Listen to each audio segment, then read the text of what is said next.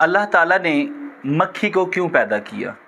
एक छोटा सा वाक़या आपकी समातों की नज़र करूँगा, आपका ज़्यादा टाइम नहीं लूँगा, इंशाल्लाह सारे बैठे हुए हैं आप। तो खरासान का एक बादशाह शिकार खेल कर वापस आया, नहायत थक चुका था, उसके चेहरे से भी थकन के आसार नज़र आ रहे थे। अब वो गया, तैयार होकर आकर ना अपने तख्त पर बैठ गया और नींद उसको बड़ी आ रही थी। नींद में बड़ा बोझल हुआ था, अपने तख्त पर बैठा था, साथ ही उसके ग़ुलाम बड़ा बाअदब तरीके के साथ खड़ा हुआ था।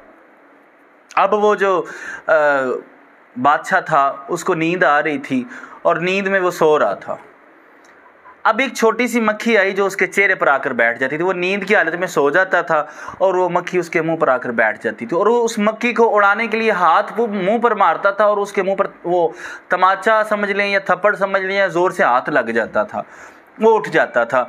2 से 3 मरतबा ऐसे ही हुआ तो उठ के वो बैठ गया और अपने वो ग़ुलाम से मुखातिब होता है और पूछता है कि तुम बताओ अल्लाह ने यह मक्खी को क्यों पैदा किया है? इसमें अल्लाह की क्या हिकमत है? कौन सा ऐसा पोशीदा राज अल्लाह का छुपा हुआ है जो मक्खी को बनाया गया है? ग़ुलाम ने जो वो आगे से जवाब दिया इस सवाल का, वो लफ्ज़ सुनहरी लफ्ज़ थे, वो सोने के कलम से चांदी के वर्कों के ऊपर स्याही के साथ लिखने वाले थे। उसने कहा अल्लाह ने ये मक्खी को इसलिए पैदा किया है कि ये जो सुल्तान हैं, ये बादशाह हैं, इनको पता चल जाए कि इनका ज़ोर एक मक्खी पर नहीं चलता। इन्हें एहसास हो जाए, ये जो ज़मीनी बादशाह या सुल्तान बने फिरते हैं, इनके माइंड में कहीं ये ना आ जाए कि हम बड़े ज़ोरवार हैं, हम बड़े ताकतवर हैं, हम मतलब बड़े शाहसवार हैं, या जो भी है इनके माइंड में ये कोई गलत फहमी ना आ जाए कि हम बड़े ताकतवर हैं। ये जो ज़मीनी बादशाह बने फिरते हैं, इनका ज़ोर एक मक्खी पर नहीं चलता, तो ये अल्लाह के साथ कैसे मुकाबला करेंगे? बड़े ऐसे लोग हैं, तारीख़ उठाकर कहें, वो बादशाह बने, बादशाह बनने के बाद उन्हें यूँ लगा कि जैसे हम रब बन गए हैं, तो कहा कि ये बादशाहों का ज़ोर एक मक्खी पर नहीं चल सकता। अल्लाह ने ये मक्खी को इसलिए पैदा किया है कि इन्हें पता चल सके कि मैं बादशाह हूँ, तो मेरा जो इख्तियार है, मेरा ज़ोर इस मक्खी पर नहीं चल सकता, तो मैं अल्लाह के सामने, अल्लाह के साथ कैसे मुकाबला करूँगा?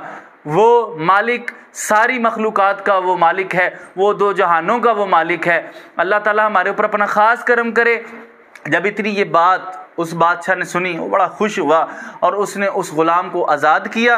आज़ाद करने के बाद उसको उसने मशीर बना लिया। पैगाम इसमें यही था कि हज़रत, हमारा ज़ोर एक मक्खी के ऊपर भी नहीं चल सकता। आप यकीन जाने, अक्सर हमारे ऊपर मक्खी मुंह पर आकर बैठ जाए, हम उसको बार बार हटाते हैं, लेकिन हम उसको समझा नहीं पाते, उसको रोक नहीं सकते। हमारा ज़ोर उस मक्खी के ऊपर नहीं चल सकता, तो फिर हमारे दावे, हमारी ताकतें, हमारी पहलवानियाँ किस काम की हैं? ये सारी कुछ ज़मीन के अंदर जो है ना, हमने मिट्टी हो जाना है। तो इसलिए ख़ुद पर कभी भी गुरूर ना किया करें, तकब्बुर ना किया करें। हुए नामवर बेनिशां कैसे कैसे, ज़मीं खा गई नौजवान कैसे कैसे।